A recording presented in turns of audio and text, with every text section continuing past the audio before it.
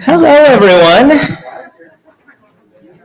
Welcome to our Selichot Services this year at Temple Sinai. I'll stall for time as I see a couple people slowly rolling in. I'm Rabbi Benjamin Zover, for those of you who don't know me, and Selichot is in many ways the beginning of our high holiday season. There are a lot of different traditions and ways that we do it. We're going to do things a little differently this year. What I wanted to do was I wanted to start with a program. We'll have we will show it. What we will do is we will be broadcasting it here. We will put up a link at the bottom of the screen for anyone who's watching at home, so you can click over to it. It's about a half an hour program. And so we will then, the broadcast will continue going here. We'll just turn off the audio and the video and have a little blank screen, so you can keep that running.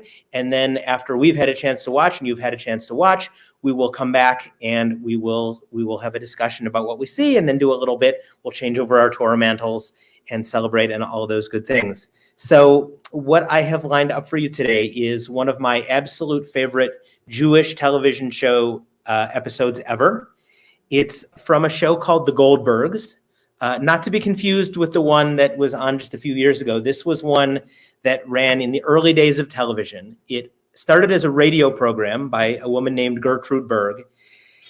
She created what was one of the most popular radio programs in the country. It was second only to Amos and Andy, and it was about the Goldberg family. This is a Jewish family living in New York, and it was about their trials and tribulations. And it was one of those things where people listened and they recognized their own family in what they saw, what they heard.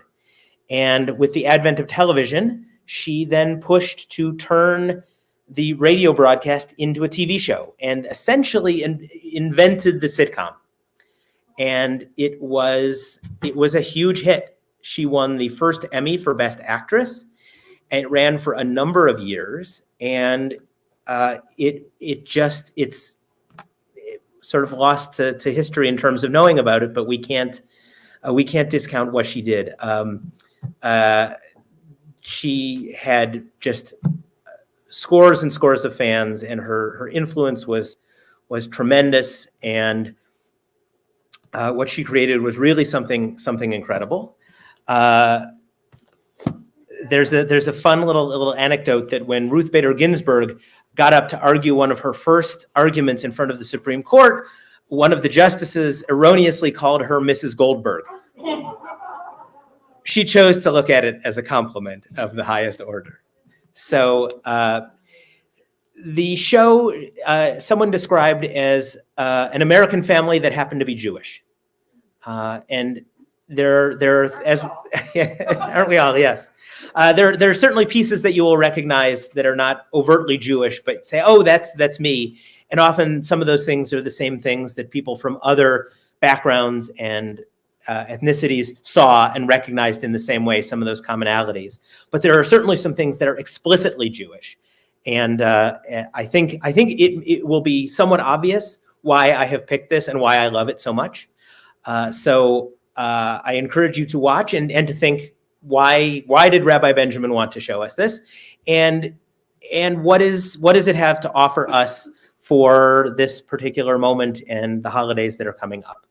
So without further ado, we will turn off the screen of the broadcast, but it keeps going. So just keep that window open and go to the website that we have linked to, or if you just do a search for Goldberg's A Sad Day, you'll find plenty of YouTube videos that have the one here.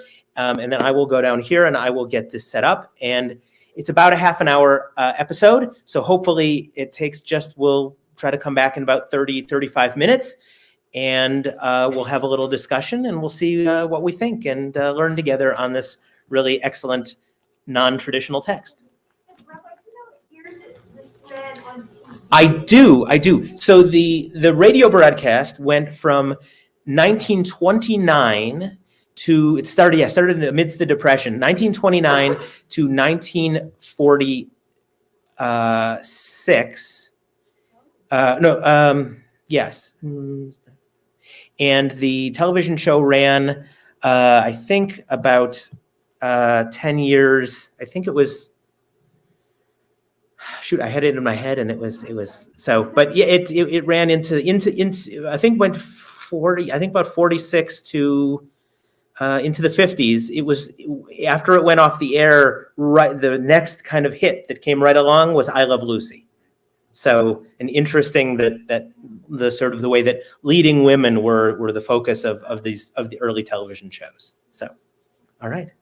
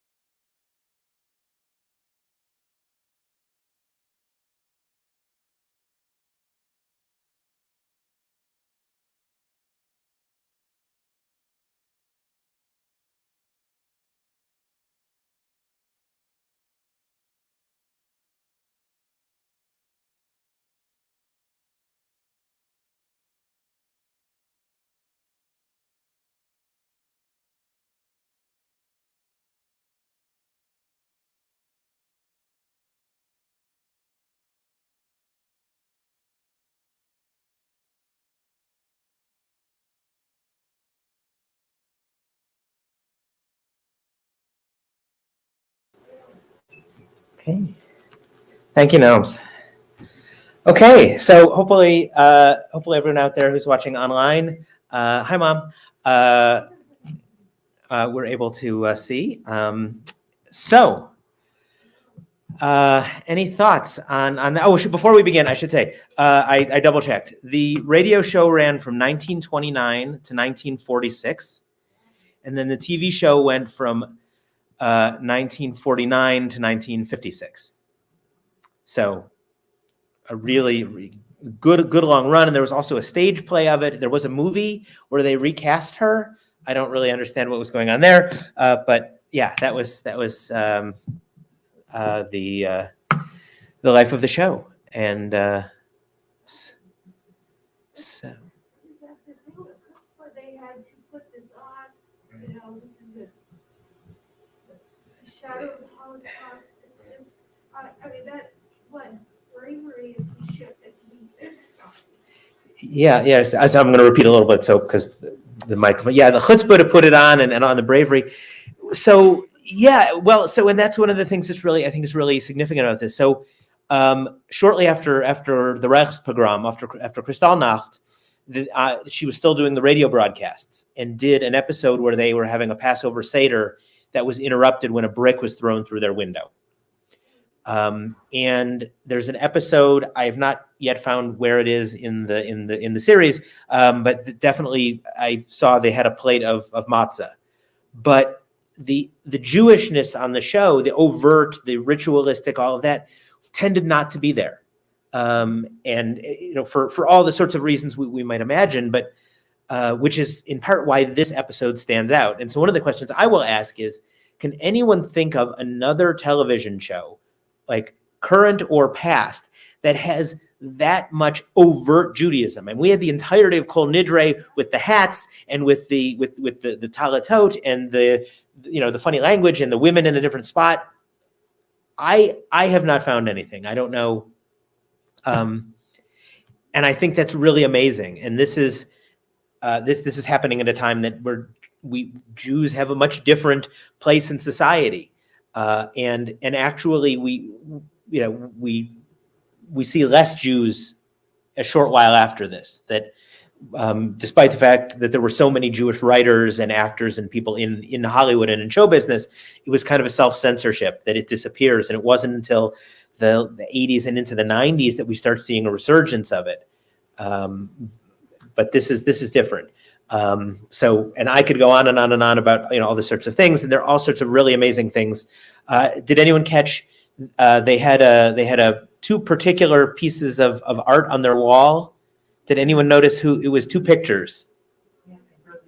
Yes. Yeah, they had Abraham Lincoln and George Washington, which would have been absolutely in keeping at the time, right? We're showing that we are good Americans, and what better way to show that than with George Washington and Abraham Lincoln? And so that figures in that same sort of way. Interestingly, the actor who plays Jake, that's the second actor. The first one was a guy by the name of Philip Loeb, who was very active in labor and trying to get fair compensation and things for people in Hollywood and other places. And he ended up being blacklisted. And Molly went to bat for him and said, I'm not taking him off the show. And only after a huge amount of pressure did he leave the show. And unfortunately, it kind of broke him. And he ended up, he died very young. There's actually a movie about it and a whole thing. But it was, an unfortunate piece of what was going on there. But she was unafraid to try to fight for him and to stand up for him. In part because she had that kind of clout. But I want to turn our attentions a little bit to what happened in that episode and what made it so rich. And I've seen it a number of times, and I sort of know the spots, but I also heard some reactions at some of the spots, and wonder if there's anything that really jumped out at someone that they want to share.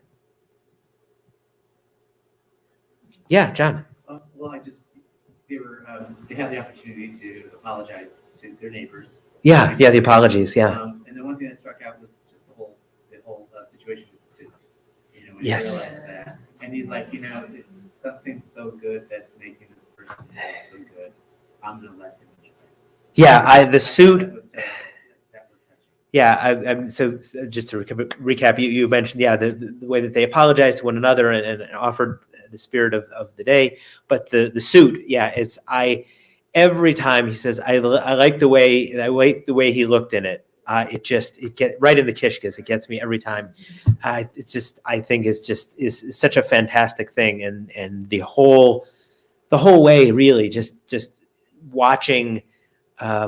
It's one of those things with repeated watching, just watching the facial expressions and watching all of them. And I love that and that last piece is that he says to his son, because he's showing him and teaching him, and his son had seen how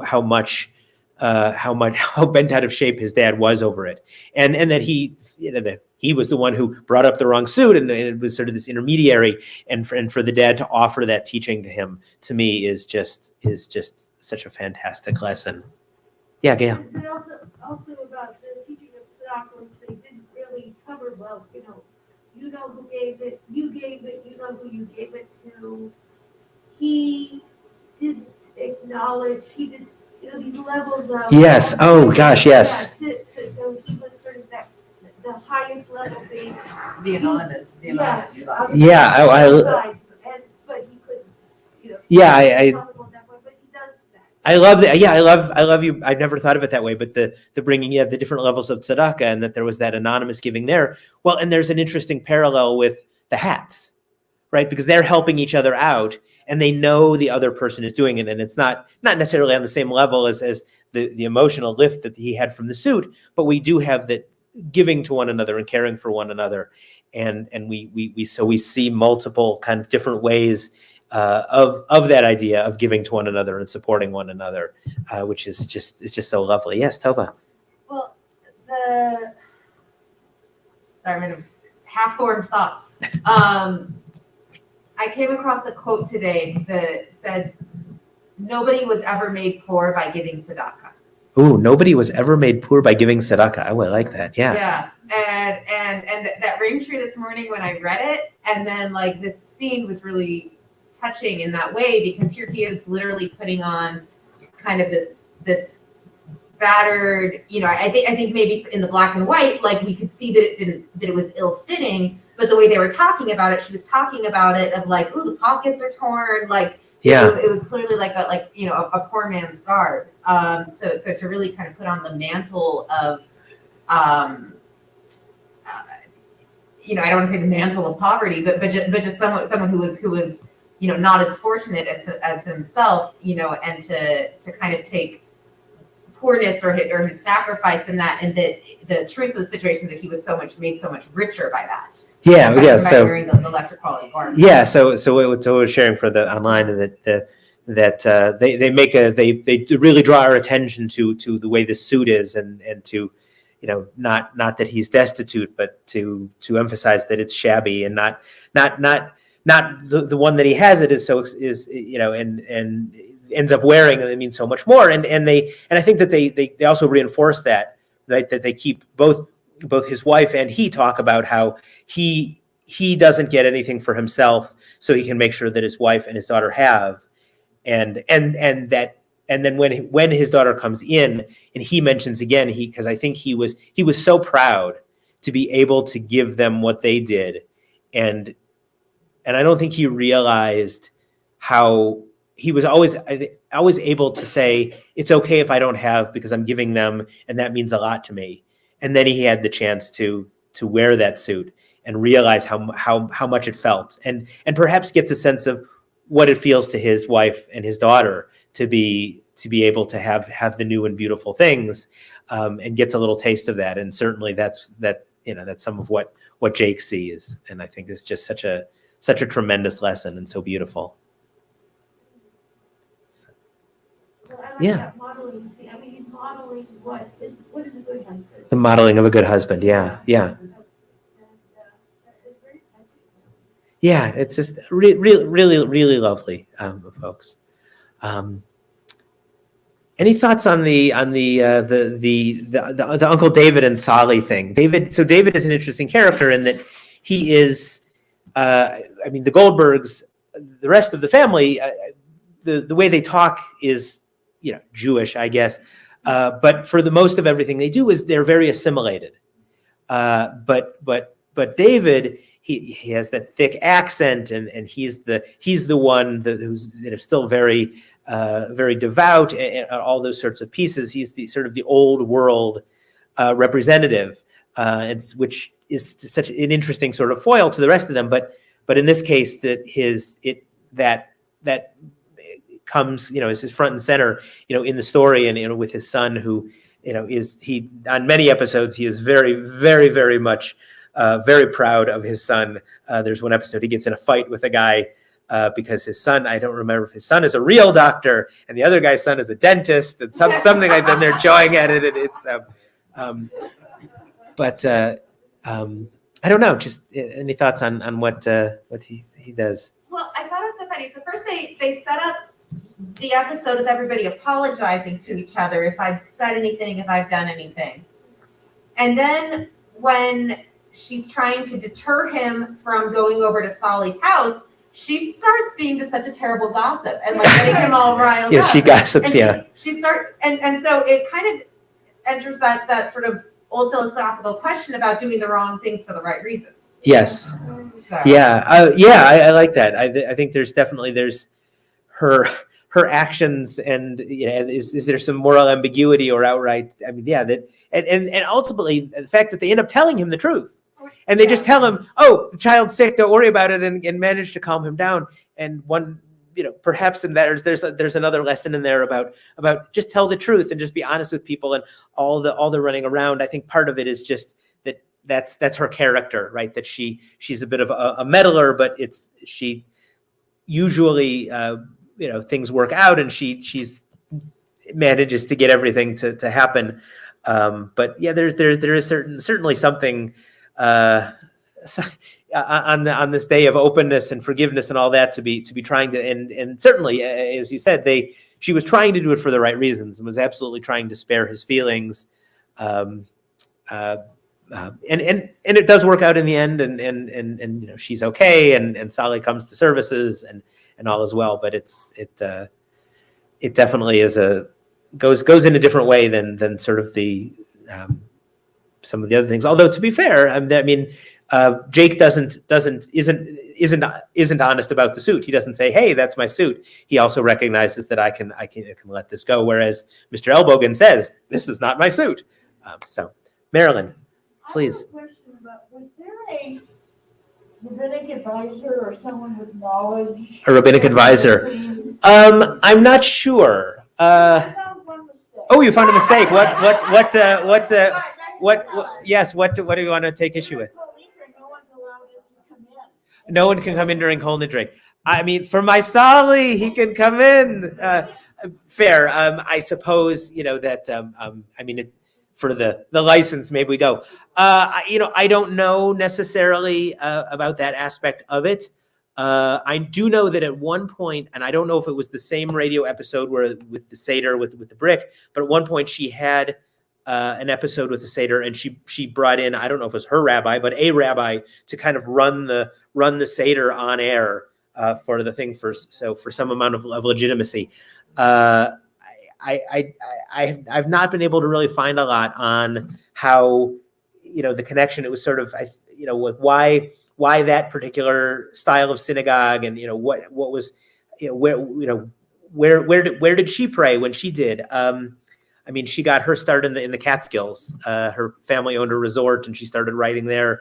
Not that they wouldn't be going to an Orthodox congregation, but I mean, they did call it temple, which would not. So, whether there's some inconsistencies there, I'm not entirely sure.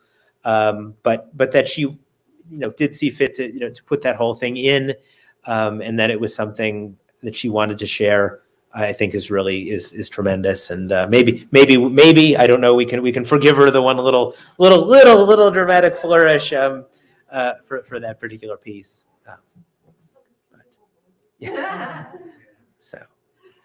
And I like how they worked in Jewish teaching, whether they did. I mean, and he even said that when honor their father. Yeah. So, Get a little Bible in there. It's always good. Yeah. Yeah, but why was they built that? For him to say that? Yeah, they wanted. I think they to not only to work up to that, but it felt natural. It didn't, because I don't think, if he was just a Bible spouting, just kind of every other line out of his mouth was, as the good, the Tevye kind of, as the good book says, and I think he represents it, in a little different way. And I don't, I've not made it all the way through the series. I've watched a number, and I don't recall that, he is offering things that are overtly Jewish in lots and lots of occasions. He's just sort of, is the way he is, and we sort of understand the code. As Jews, we see him as from the old country, wherever that was.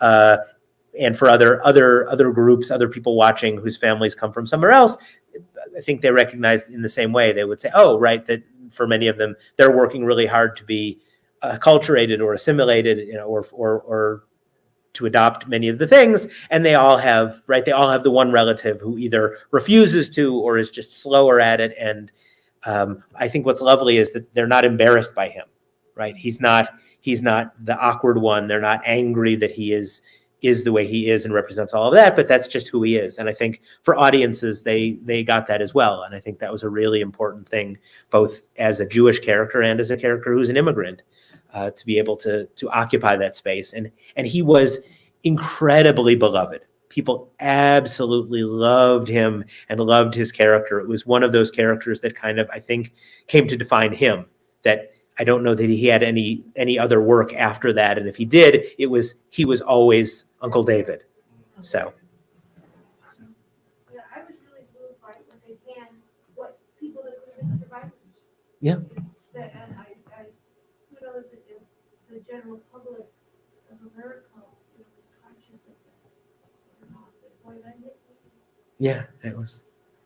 Yeah, seeing the whole community, right? I think it was lovely. There was a young boy, and there were older people, and really suggesting the fullness of that congregation and of the Jewish community, which I think is really excellent.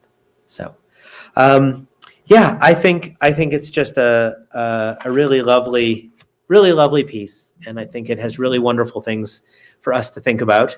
Every time I watch it, I think, wait a minute, oh, they're not going to say Yom Kippur, but sure enough, about halfway through, they said it. And I think that's another piece, both a testament to her stature and her courage and her genius, that she was willing to put that in there to mark the space and to really and honestly, for someone who doesn't know of our traditions, I think they get a pretty lovely idea of what it is that we do, right? There's the apologies to one another, and how they were also kind to one another, and a bit of the ritual, and they mentioned fasting, right? A little extra education for all of that, but that it puts it all out there for everyone to kind of see. Because often I think one of those things that is important for us to always ask is when there's Jewishness in society, in media, to be able to say, if I don't know anything about Judaism and I'm encountering this, what am I taking away? In the same way that, right, that's that old one, when you go out into the world, you are ambassadors for the Jewish people, right? And that we do occupy that, right? We cringe a little bit more when the name in the headlines doing something bad is a member of the tribe, right? And similarly, when they do something good, we take, oh yes, that's one of us. Like, I don't know that guy. I had nothing to do with his accomplishments, but Mazel Tov on the Nobel Prize. And so I think that this is one where there's very little, aside from people walking in the middle of services and having no consideration, that rudeness aside, I think all of the Jewishness that people encounter in this particular episode, I think is really good. I think it's pretty accurate and really does us a good service, right? Is it good for the Jews? I think this serves us well, and I'm really proud of this episode, and I really love it. So it was very American Jews. Yes, American Jews, absolutely. Like East Coast Americans. Yes. And it was funny, and I'm sure it was supposed to be funny. Yeah, definitely should be funny. We should definitely laugh. Yeah. But it definitely portrays not maybe the world Jewish people. Right. Yes. Because I look It's, at that and I kind of, oh, it's so American. yes. Well, yeah, it is. Oh, it is absolutely American. It is a time capsule, um, which for good and for bad. I mean, it's a piece of thing. One of the things that's really interesting is that in the last season of the show, they realized the American dream and they moved to the suburbs, and the show fell apart. It didn't work. So many of the things that made it what it was and made them who they were didn't happen there. And unfortunately, that was sort of the end of it. But I think there's also something there that it worked out that way. And unfortunately, yes, much of the way that we do have, at least in this country, we have a very Ashka normative kind of view that we see Jews as a particular way, and we get the sense, despite the fact that I think, is it 1/5 of world Jewry is not Ashkenazi, which is a significant number, but for any number of reasons, that has sort of become the prevailing piece, and that's the image that a lot of folks know. So fortunately, there have been in more recent years, we've started to see some representations that are not. My top 5 like Jewish TV episode things. There's a show, a little cartoon show called The Ghost and Molly McGee that had a Hanukkah episode that is absolutely unbelievable and wonderful. And the family is they're not Ashkenazi. And they bring in a little bit of different tradition, and it is so refreshing and so wonderful and absolutely excellent. And perhaps when we get to the Hanukkah season, we'll cart that one out and have a screening of that, because it's the best Hanukkah episode of any television show ever. Rugrats fans, don't come at me.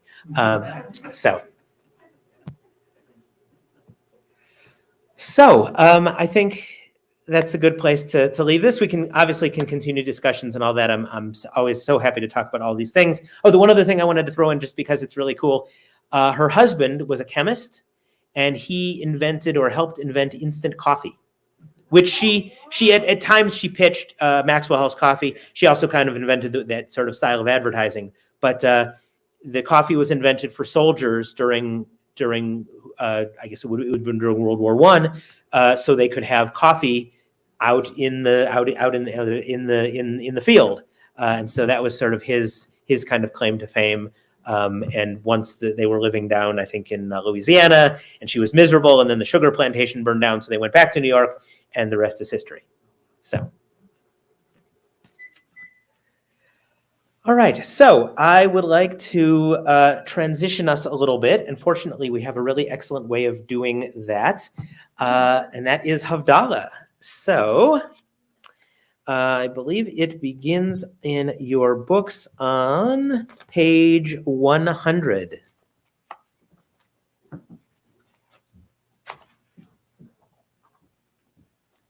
Naomi, can you, thank you.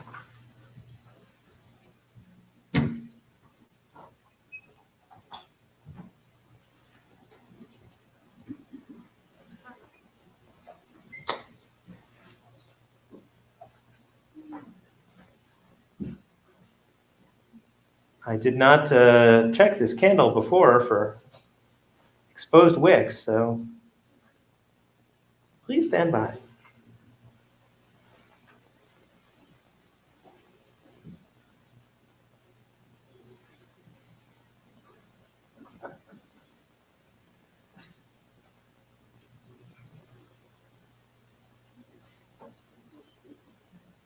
There's one.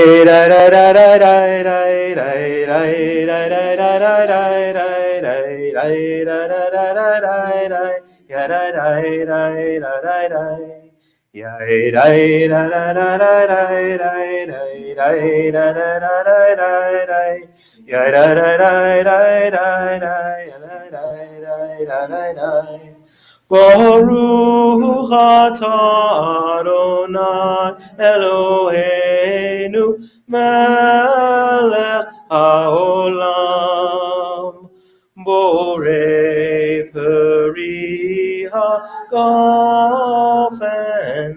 borei peri hagafen Lai lai la la la la la la lai lai la la la la la lai ya la la la la la ya la la la la la Baruch atah Adonai Eloheinu melech haolam Borei minei v'samim Borei minei v'samim Yai lai lai lai lai lai lai lai lai lai lai lai Ya la la la la la la la la la la la la la Baruch atah Adonai Eloheinu melech haolam Borei meorei ha'esh Borei meorei ha'esh Lai lai lai lai lai lai lai lai lai lai lai lai lai lai lai ya la la lai lai lai lai ya la lai lai lai lai lai Baruch atah Adonai Eloheinu melech haolam Mavdil ben kodesh lechol ben or lechoshech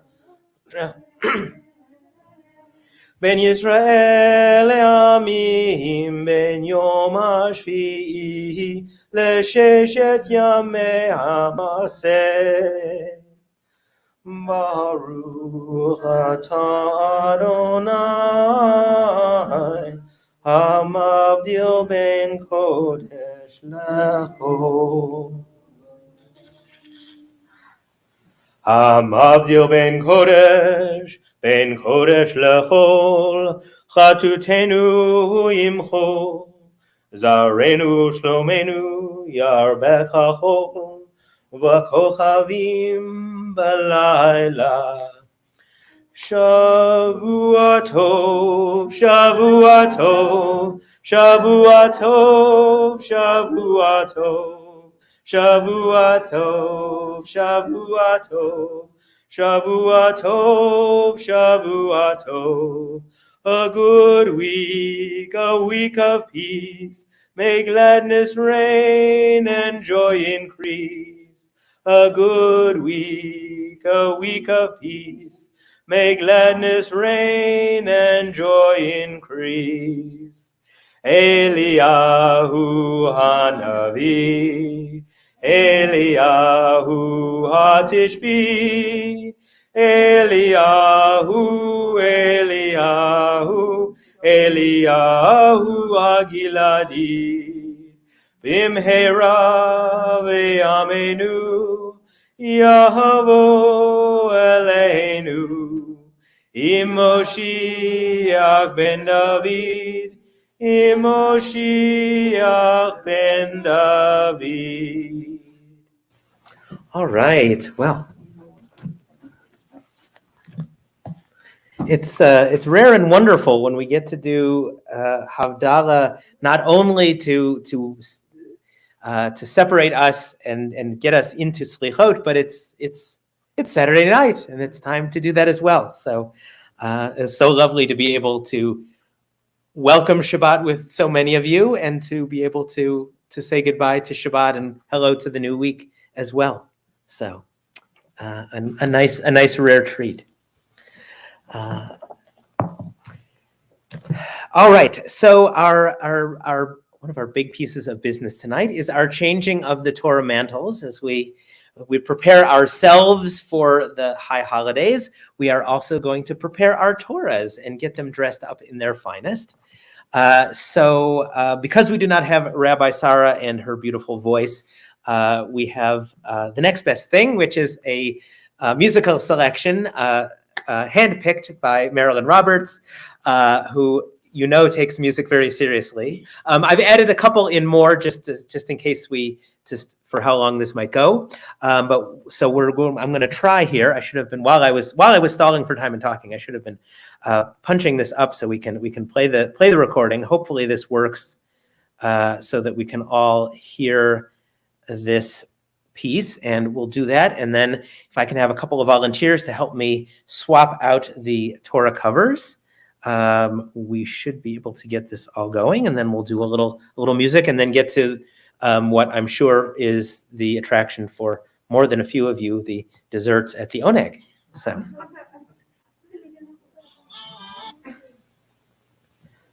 I'm gonna turn this up and hope that it works well and doesn't blow out everyone's ears. So we'll see how it goes.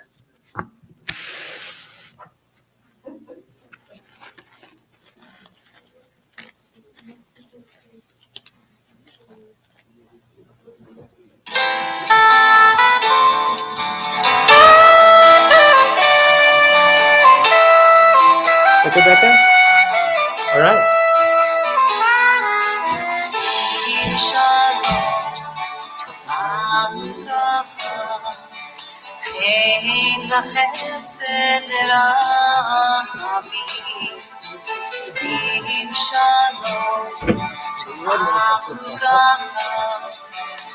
אין לחסד לרחמים, עלינו ועל כל ישראל, עמך שים שלום, שים שלום. עלינו ועל כל ישראל, עמך שים שלום, שים שלום. Sim shalom, ein v'chesed v'rachamim. Sim shalom, ein v'chesed v'rachamim. Aleinu ve'al kol Yisrael, Amecha sim shalom, sim shalom. Aleinu ve'al kol Yisrael, Amecha sim shalom, sim shalom.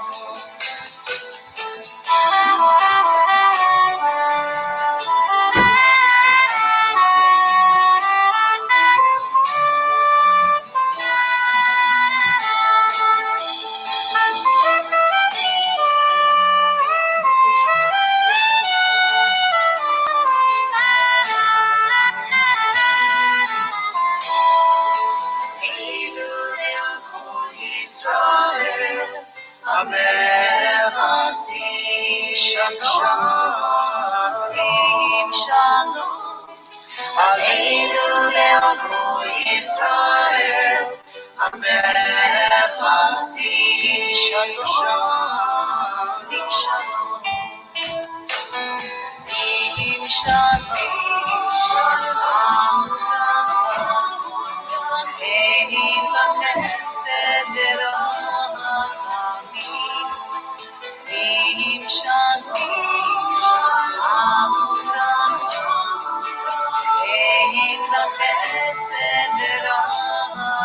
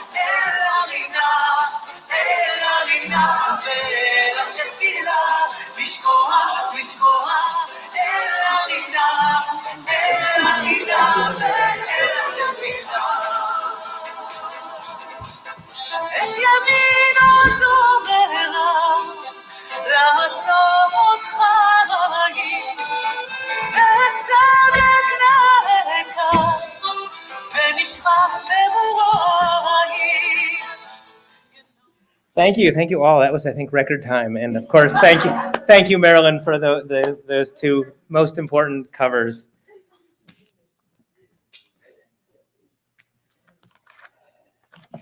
So I did want to do a little bit of music as sets the tone for the season. And so I wanted to do Hashivenu, our song of return. You can find the words on page 104. And full disclosure, this is not one of my strongest. So please, if you know the tune, sing along and help me out. Yeah.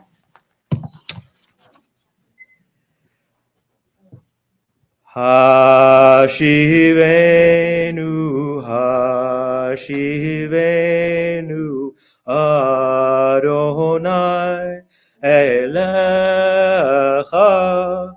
V'na Shuva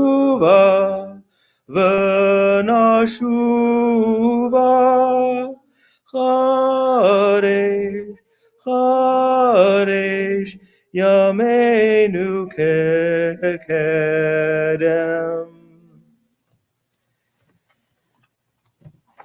And what high holiday service would be complete without a little bit of shofar? And we'll do that, and that will take us out for the evening, and then we can go, and we will retire to the social hall for some dessert and celebration.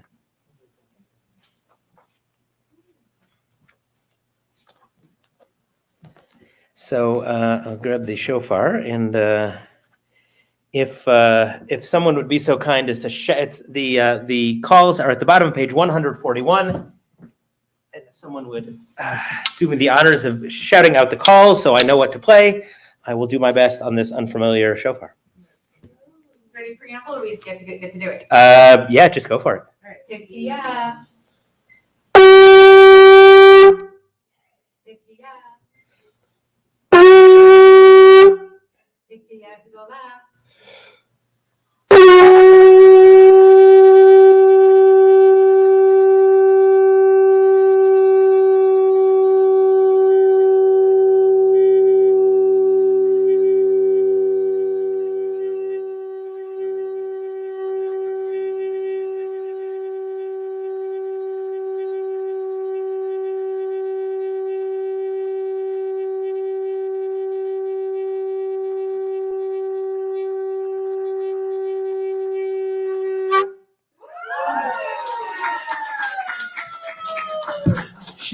Shavua Tov to everyone here and online. I look forward to seeing all of you at high holiday services.